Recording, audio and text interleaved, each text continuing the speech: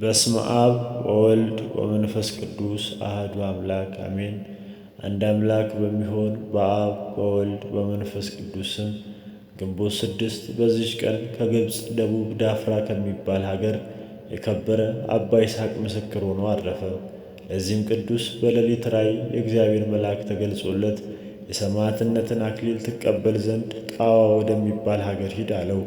ከዚያም በነጋ ጊዜ ከመሄዱ በፊት አባትና እናቱን ሊሰናበታቸው ተነሣ። ሁለተኛም የእግዚአብሔር መልአክ መጥቶ ከአገሩ እስካወጣውና አገረ ጣዋ እስካደረሰው ድረስ እነርሱ በላዩ እያለቀሱ አልለቀቁትም። በደረሰ ጊዜ መኮንኑ በዚያ ከውሽባ ቤት አገኘው። ከዚያም ወጣ። በወጣም ጊዜ በክብር ባለቤት በጌቴ ኢየሱስ ክርስቶስ የማምን እኔ ክርስቲያን ነኝ ብሎ በመኮንኑ ፊት በግልጽ ጮኸ። ከኒቅዮስም ሀገር እስኪመለስ ቅዱስን ወስዶ እንዲጠብቀው ከወታደሮቹ አንዱን አዘዘው። ከዚያም ወታደር ጋር ቅዱስ ይስሐቅ አልፎ ሲሄድ በመንገድ ዳር የተቀመጠ አንድ ዕውር የእግዚአብሔር ቅዱስ ሆይ ይቅር በለኝ፣ ዓይኖቼንም አድንልኝ ብሎ ለመነው።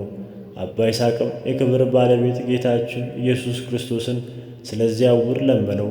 ያን ጊዜ ዓይኖቹ ተገለጡ።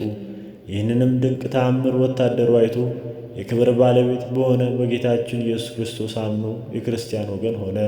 መኮንኑ በተመለሰ ጊዜ ያ ወታደር በመኮንኑ ፊት የክብር ባለቤት በሆነ በጌታችን ኢየሱስ በመታመን ሰማዕት ሆኖ አክሊልን ተቀበለ። ከዚህም በኋላ መኮንኑ ቅዱስ ይስሐቅን ጽኑ ሥቃይን አሰቃየው። ወደ ሀገረ ብእሳንም ሰደደው። በዚያም አሰቃዩት። በመርከብም ሲወስዱት የጽዋ ውሃን ለመናቸው። ከቀዛፊዎቹም አንድ ዓይኑ የታወረ ውሃ በጽዋ ሰጠው። የከበረ ይስሐቅም ያንን ውሃ በላዩ ረጨ። ዓይኑም ድና እንደ ሌሎቹ ሆነች። ጽኑ ሥቃይንም የሚያሰቃዩት የብእሳን አገር ሰዎች ይህንን ድንቅ ሥራ ባዩ ጊዜ ወደ መኮንኑ ወሰዱትና ብትገለውም ብትወድም አንተ ታውቃለህ አሉት። መኮንኑም ራሱን በሰይፍ እንዲቆርጡ ታዘዘ። ወዲያውኑ የከበረች ራሱን ቆረጡት። የምስክርነት አክሊልንም ተቀበለ። በዚያም ምዕመናን ነበሩ።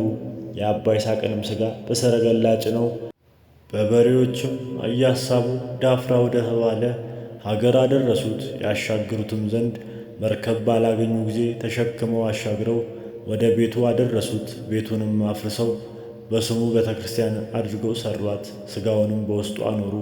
ከእርሱም የሚያስደንቁ ብዙ ተአምራት ተገለጡ። ለእግዚአብሔር ምስጋና ይሁን። እኛንም በዚህ እውነተኛ ምስክር ጸሎት ይማረን፣ በረከቱ ከእኛ ጋር ለዘላለሙ ትኑር አሜን።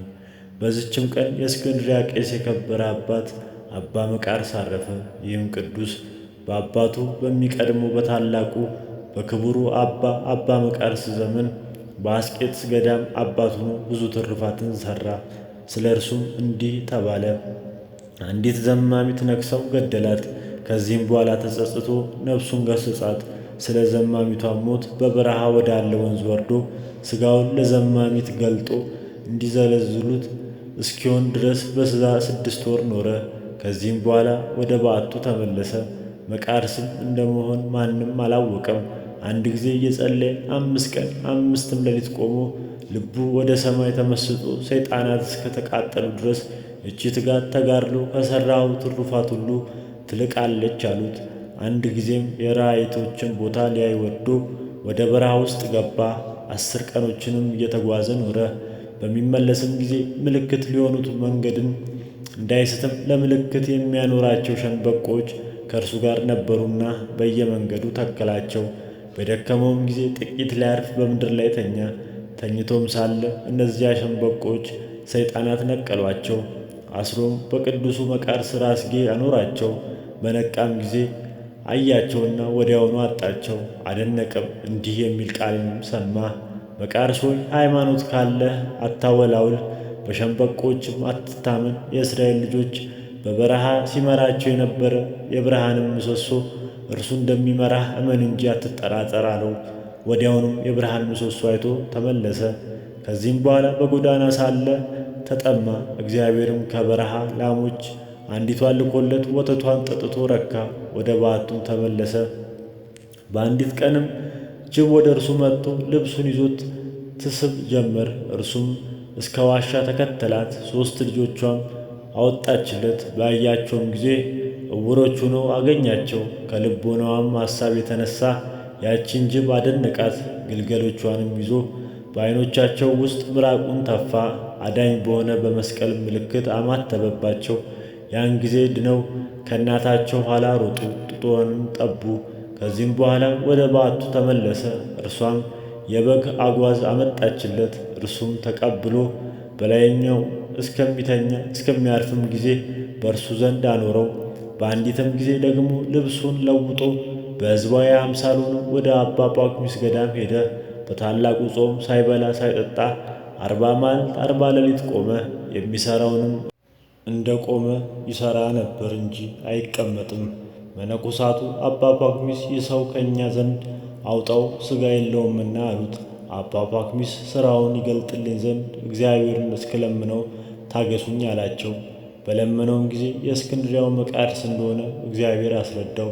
በዚያ ጊዜ አባ ጳኩሚስና መነኮሳቱ ሁሉ ወደ እርሱ ሂደው እጅ ነሱት። ከእርሱም ቡራኬን ተቀብለው ደስ ተሰኙበት። ወደ ቤተ መቅደስም ከእሳቸው ጋር አስገቡት።